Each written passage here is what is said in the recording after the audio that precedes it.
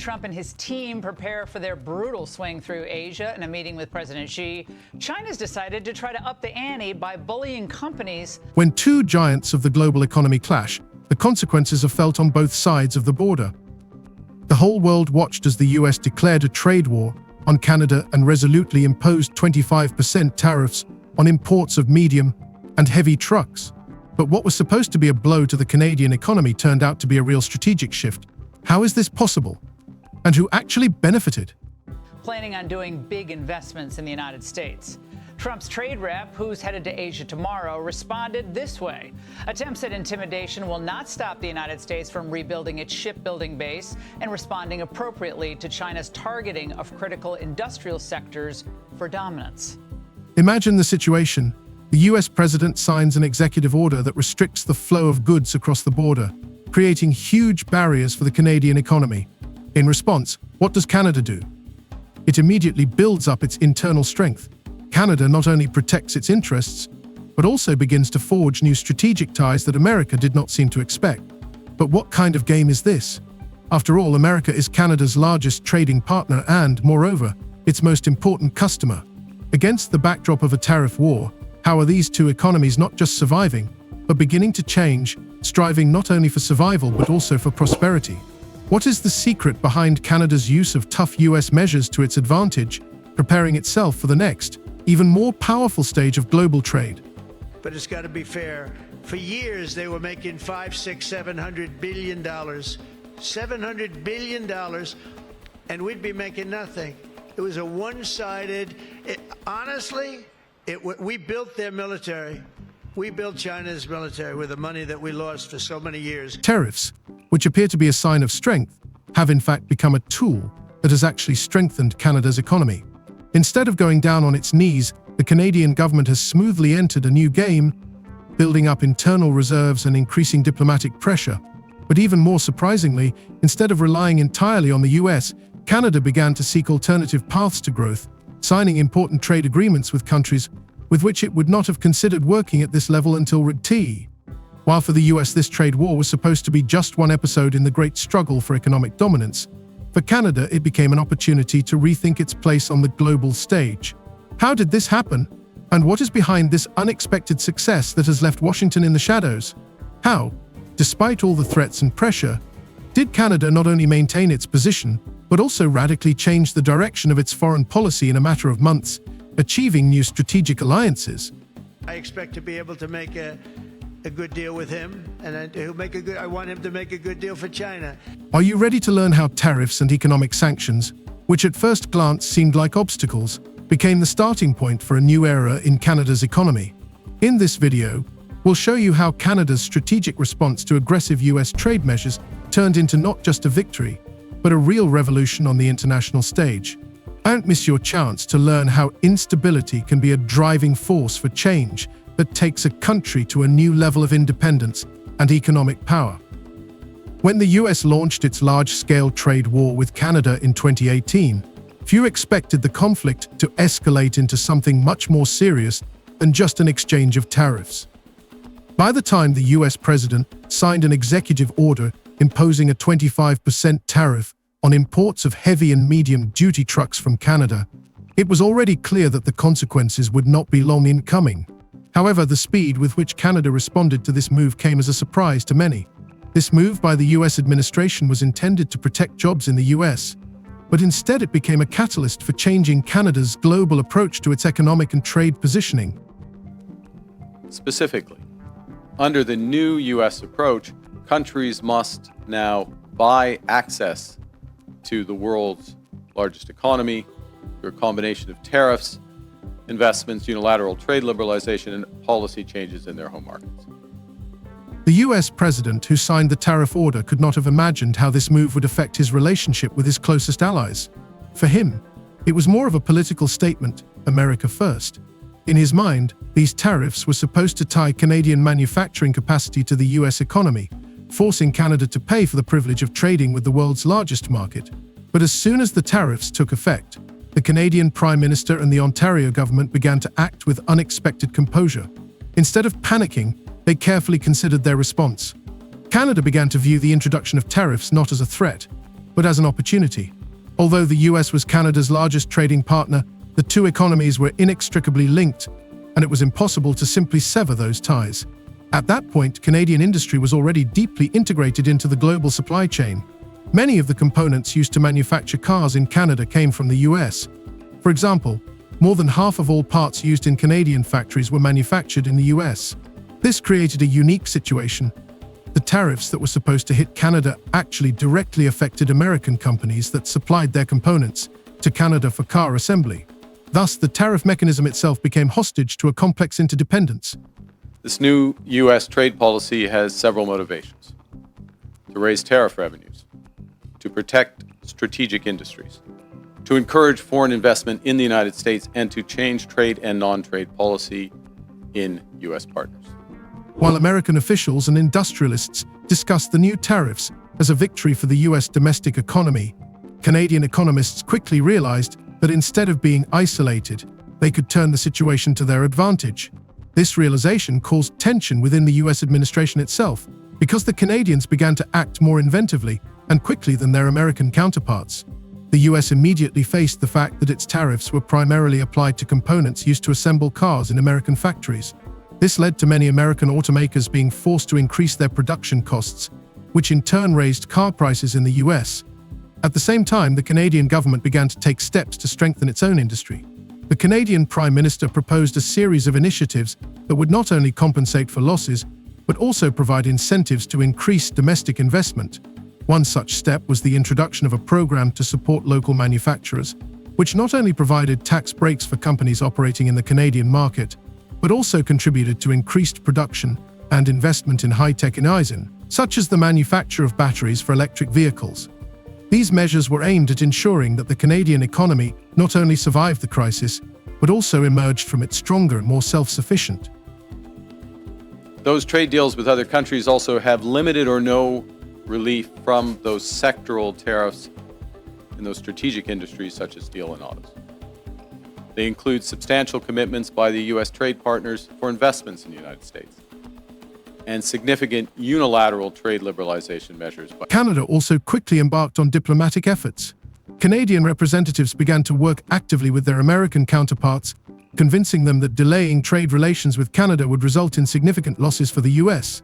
One of the strongest arguments in these negotiations was the fact that the U.S. sold more cars to Canada than to any other country, and depriving itself of this largest market would be a strategic mistake.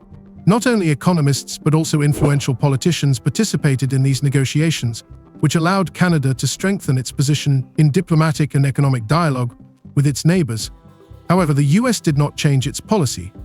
Instead, it continued to increase pressure, thinking that this would lead to economic concessions. However, this did not happen. On the contrary, the more the US tried to divide Canadian industry, the stronger the response became. Canadian companies not only withstood the blow, but also began to actively work on increasing production capacity. And after a few months, it became clear that the Canadian economy had not only held its ground, but had also begun to benefit from new market opportunities. Well, you know, when U.S. officials talk, we need to make sure that we listen. I spoke to Governor Trudeau on numerous occasions, and we'll see what happens, but it just sets up so good for them. Look, the people would pay much less tax than they're paying right now. They'd have perfect military protection. This turn of events came as a real surprise to the US, as American manufacturers began to face rising costs for car production, while Canadian companies were actively increasing their share in new markets, such as the production of electric vehicles and batteries. At this time, against the backdrop of trade sanctions by the US and Europe, Canada increasingly strengthened its ties with other countries, which gave Canada the opportunity to find new markets for its product. It was during this period that large-scale projects to produce batteries for electric vehicles began, which became one of the most important steps in Canada's strategy to strengthen its economic independence.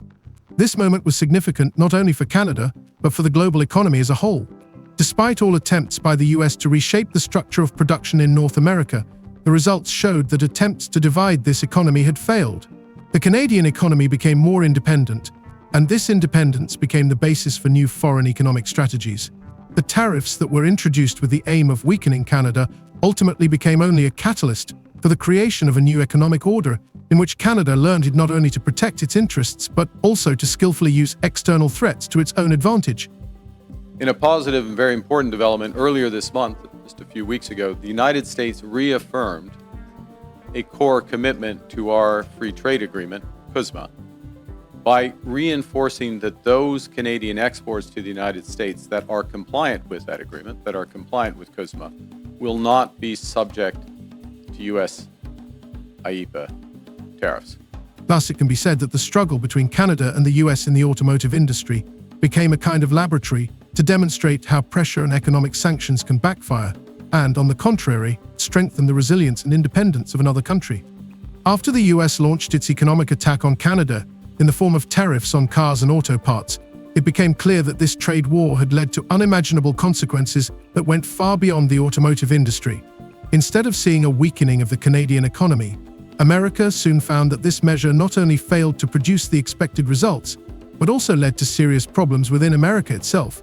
The trade interdependence between the US and Canada was so deep that the tariffs, which were supposed to hit Canadian manufacturers, led to increased costs at American factories that depended on Canadian supplies. For example, most major American car manufacturers relied on components from Canada, and when these supplies began to become more expensive, production costs rose.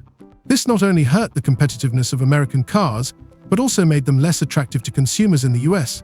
Instead of seeing an increase in production in America, as the White House had expected, the increase in production costs and car prices led to a slowdown in economic growth in several key states.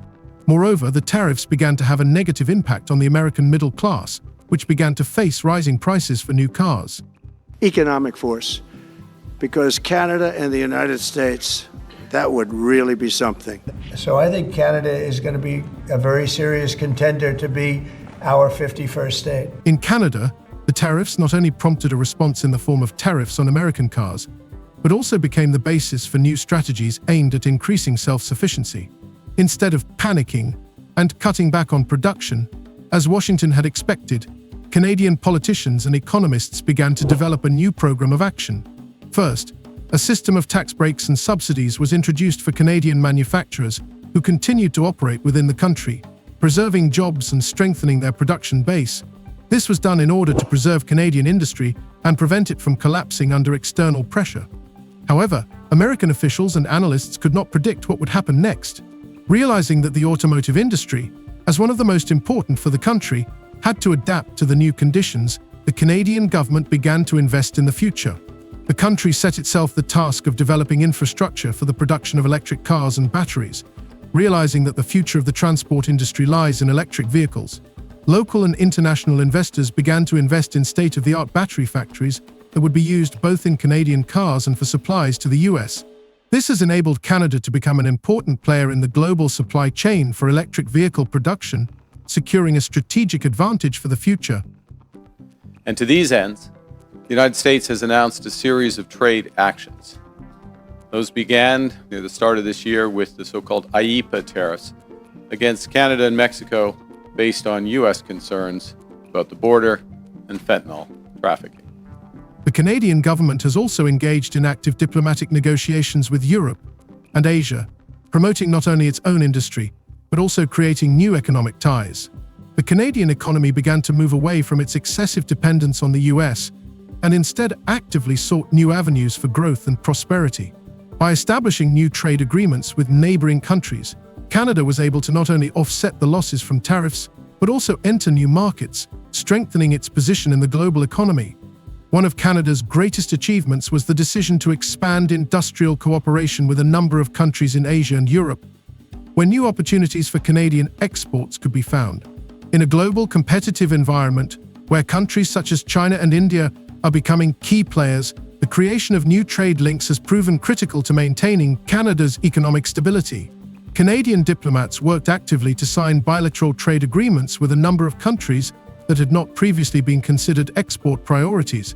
One such step was the conclusion of an agreement with Indonesia, which opened up access for Canada to the largest market in Southeast Asia. This agreement not only provided Canadian companies with new trade routes, but also provided opportunities for the export of technology and food products, adding a new dimension to Canada's economic strategy.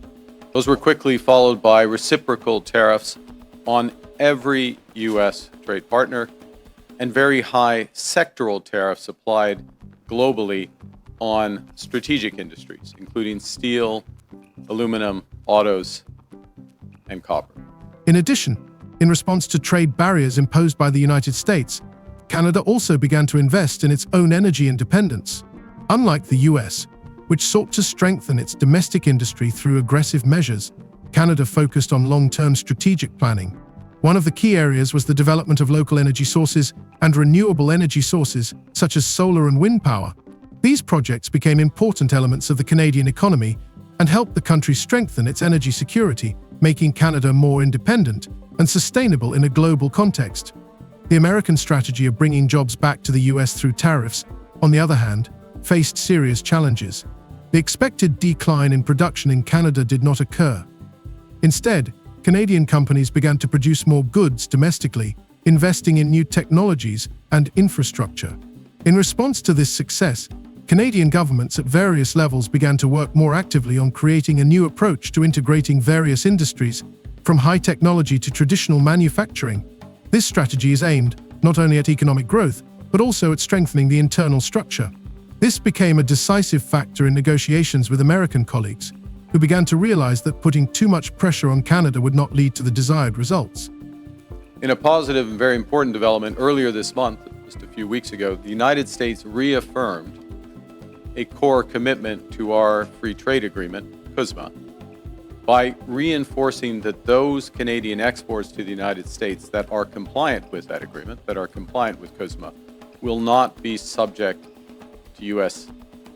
IEEPA tariffs.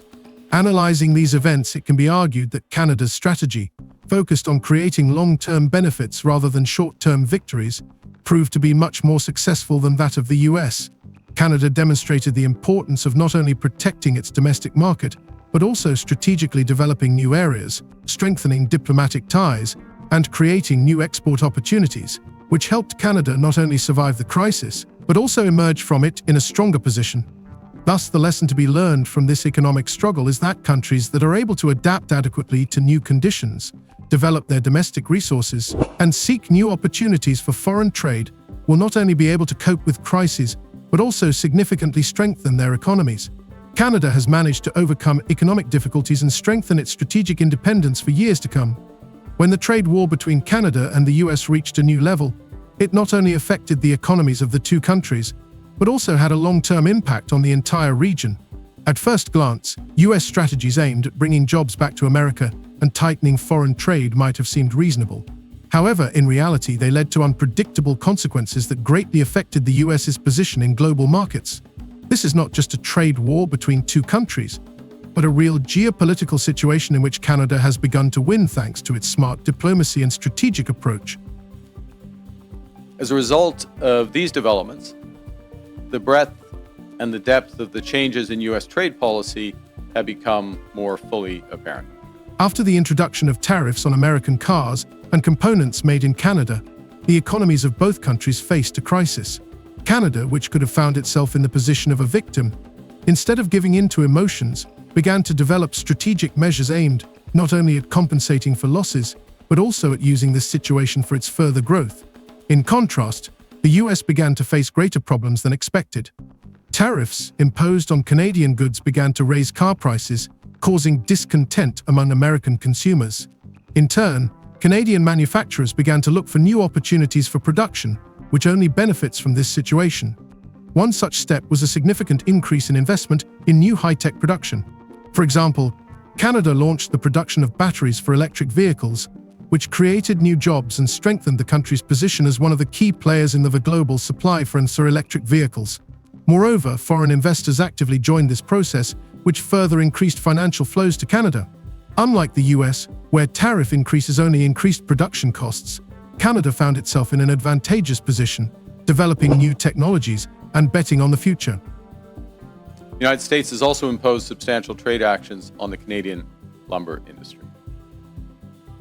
Now, in recent weeks, the United States has agreed a series of trade deals with a variety of countries. And these deals have several aspects in common. First, baseline tariffs. The cover a broad range of goods and services that are substantially higher than those U.S. tariffs that existed before. In addition, against the backdrop of growing tensions between the US and Canada, the country began to seek new foreign economic ties that would provide additional channels for growth. This step proved to be crucial.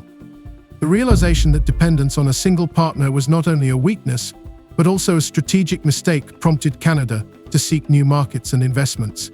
This process was closely intertwined with active diplomatic efforts. Canadian officials began working with other countries, demonstrating not only the advantages of their economy, but also their willingness to build long-term partnerships. These efforts began to bear fruit when agreements were signed with countries in Asia, Europe, and Latin America, providing Canada with new markets for its goods and technologies.